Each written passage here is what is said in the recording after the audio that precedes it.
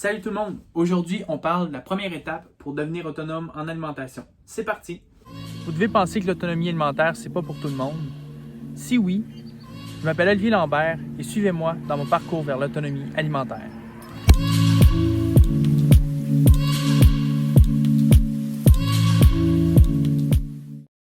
Aujourd'hui, je vous fais une petite vidéo en dedans parce que dehors, il fait pas beau, il mouille, il vente. Puis je vous ai dit que je vous ferai une petite vidéo mercredi.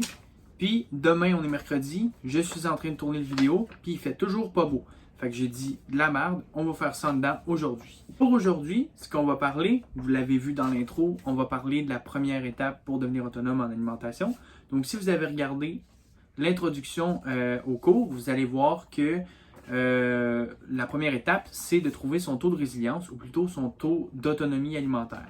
Donc, ce que ça veut dire par là, ça, c'est jusqu'à quel point est-ce que je suis autonome en alimentation si je me fie à ce que j'achète, que je suis capable de fabriquer.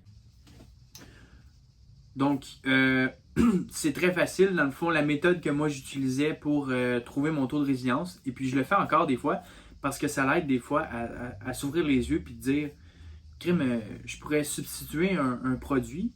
J'achète toujours ce produit-là, puis je pourrais le faire à la maison parce que j'ai vu une recette, puis je pourrais le substituer. Donc, ça fait ouvrir les yeux.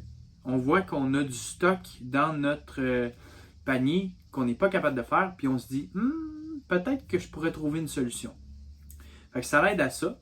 Ça l'aide aussi à savoir, est-ce que j'ai un 60-70% de taux de taux d'autonomie, ou si mon taux de résilience est plus bas. Donc, ce que vous allez faire pour calculer ça, vous prenez toutes les choses que vous êtes capable de faire, vous les mettez dans une partie du panier. Toutes les choses que vous n'êtes pas capable de faire, vous les mettez dans l'autre partie du panier. Quand vous arrivez à la caisse, vous prenez la partie que vous n'êtes pas capable de faire, ou vice-versa, vous la mettez sur le panier, puis vous dites à la caissière de juste vous dire le montant que ça représente quand tous ces articles-là vont être passés. Ensuite, vous mettez les choses que vous êtes capable de faire, puis vous prenez le total de la facture, divisé par le pourcentage que vous n'êtes pas capable de faire, fois 100. Donc ça vous donne un pourcentage. Puis vous êtes capable de savoir, bon, ben, moi c'est à 70% mon taux de résilience. Là, je sais que ça s'applique sur le montant. C'est pas le volume, c'est pas le poids. Je sais, sauf que c'est la façon la plus facile pour vous de le calculer. C'est sûr que c'est pas considérable si vous achetez de la viande qui coûte, on va dire, un morceau de viande à 30$, puis qu'après ça, vous achetez d'autres choses, mais c'est sûr que ça fait monter votre taux de résilience.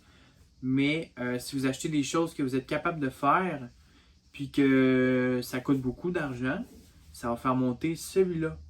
Donc, c'est bon peut-être d'acheter des choses chères que vous êtes capable de faire, puis en même temps, si vous êtes capable de faire de quoi à 30$, ben c'est 30$ d'économiser, puis tant mieux pour vous. Donc, ce pourcentage-là, c'est pas mauvais de le calculer avec le montant. Deuxième partie de la vidéo.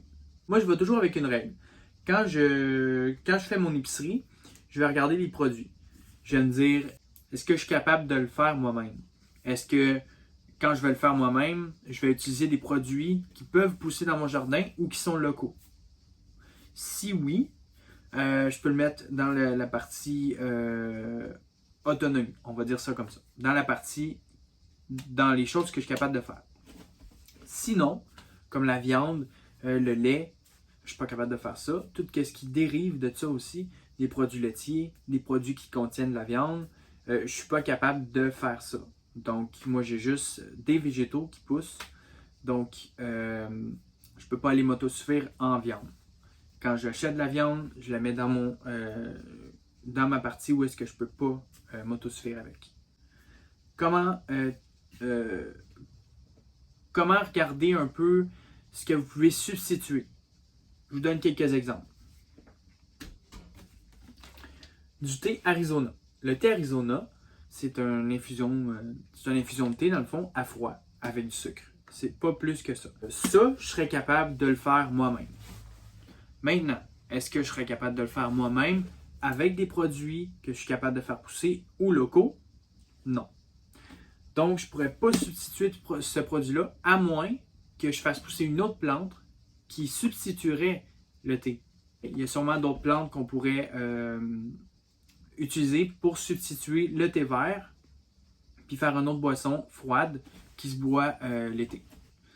Donc ça, quand je l'achète, sachant que je peux le substituer, je le mets dans ma partie que je suis capable de m'autosuffire. Deuxième exemple, la beurre d'arachide. Faire pousser des arachides. Ça pousse au Québec. J'en ai déjà fait pousser une fois.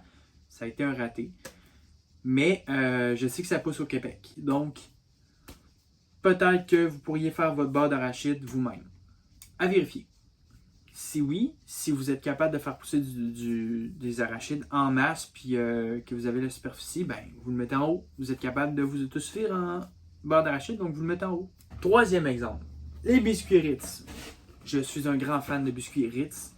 Je peux pas m'autosuffire en ça pour le moment parce que je sais pas de recettes qui peuvent substituer ça. Encore là, il y a des produits laitiers, donc il faudrait que j'ai une vache pour m'autosuffire en lait puis en étant capable pour être capable de faire mon fromage. Donc, on oublie ça. La pâte de tomate et tous les dérivés, la sauce tomate, la pâte de tomate, ces choses-là, on peut les faire pousser nous-mêmes. On ne peut pas faire pousser une canne, mais vous comprenez ce que je veux dire. On peut faire pousser des tomates, puis être capable de faire nos herbes aussi qui vont aller dans la sauce tomate. Donc, de l'origan, de l'ail et compagnie. Pâte de tomate, c'est plus complexe à faire. Bah, plus complexe. C'est parce que ça demande peut-être plus de temps. C'est pas nécessairement plus complexe, mais c'est faisable. C'est juste des tomates italiennes là-dedans, réduites en pâte. J'ai une petite machine que je vais vous montrer drette là qui permet de faire ces deux-là. Donc, ça s'appelle un tic-tac parce que ça fait tic-tac. Bon. Comment ça fonctionne? Quand je tourne, ça écrase les tomates, puis ça fait couler ce qui est bon à une place, puis ce qui est mauvais à l'autre place. Donc, ça permet de séparer les tomates, le bon du méchant des tomates.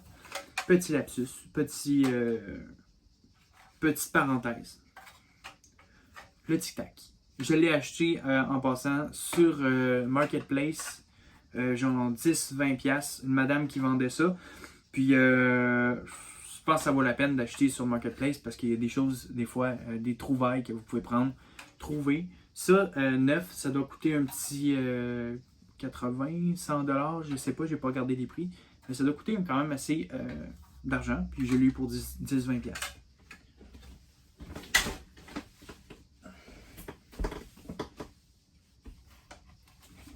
Donc, les choses que vous pourriez acheter, vous, que c'est facile de substituer.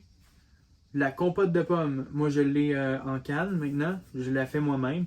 C'est super facile. Vous achetez 2-3 sacs de pommes quand c'est l'automne dans un verger. Donc, un verger du Québec. Moi, j'ai pas d'arbre. Il va falloir que je dépende d'un verger.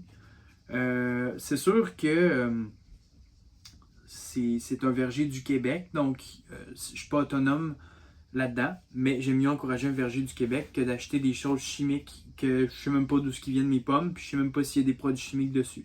C'est sûr que les vergers du Québec aussi doivent avoir des produits dessus. Mais au moins, je n'ai pas la fabrication. Je sais ce qu'il y a dedans, en fait. Je sais ce qu'il y a dans mes compotes de pommes.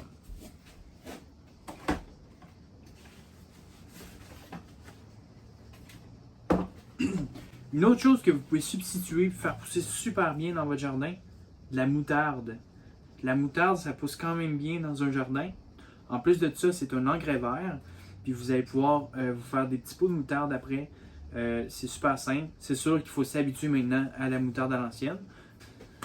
Tout est dans la recette. Hein? C'est sûr que si vous avez une recette de conservation qui vous permet de faire la moutarde jaune, ben envoyez-moi là.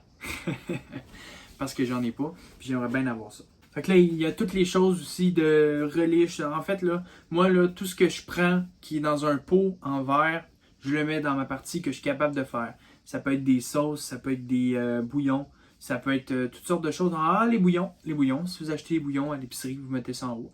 Donc, c'est vraiment Bref, de comprendre le principe. Si vous achetez des choses que vous êtes capable de faire, vous le mettez en haut. Si vous êtes capable de le faire avec des produits locaux, capable de le faire, c'est une chose, mais avec des produits locaux ou qui poussent dans votre jardin, c'est ça qu'il faut englober.